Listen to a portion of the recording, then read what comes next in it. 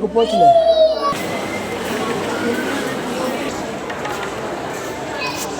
आ जाते हैं।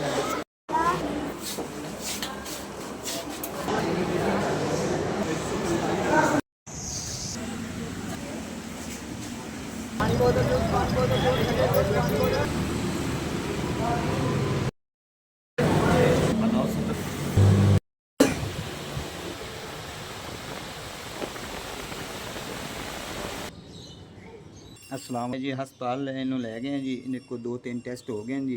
तो बकाया जी एक टेस्ट रह गया सोमवार वाले दिन उन्हें कहा जी 8:30 बजे इन्हें टेस्ट करांगे इन्हें जी 8:30 बजे जाना सोमवार वाले दिन जी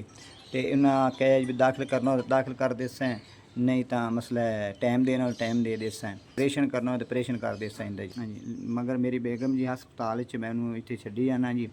मेरे बच्चे हैं जी 4 घर उन्होंने मसला कोई नहीं रोटी शोटी मसला देन दून वाला तो मैं जा रहे हैं जी 2000 रुपया दिता है जी तो 500 जी है जी हस्पताल तो ठोकर तक कराया तो 1500 रुपये जी अगे का जी कराया जी।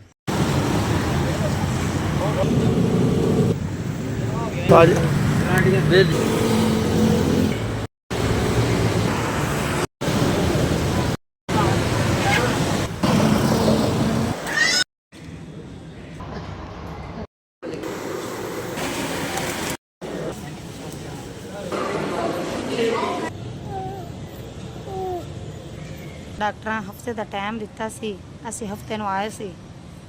बच्चे साढ़े दिन डॉक्टर ने रिपोर्टां शिपोर्टां चैक कीतियां सी उन्हें सानू सोमवार का टाइम दिता सुबह 8 बजे तुस आना उन्हें एक सड़क रिपोर्ट लई है अखियां दी दिल दी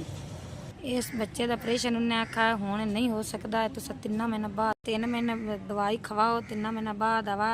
अखियां का ऑपरेशन कर सकना दिल का ऑपरेशन।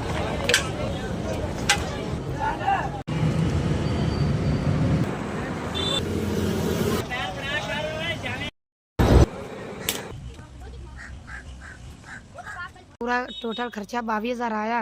रिपोर्टां एक्सरे 3 महीने दवाइयां साडा खाना दा किराया आवन जावन दा रक्शे दा किराया आवन जावन दा साडा 22,000 खर्चा है तो घना देवे तुस सानू मैनू आदी बहन समझा तुस मेरे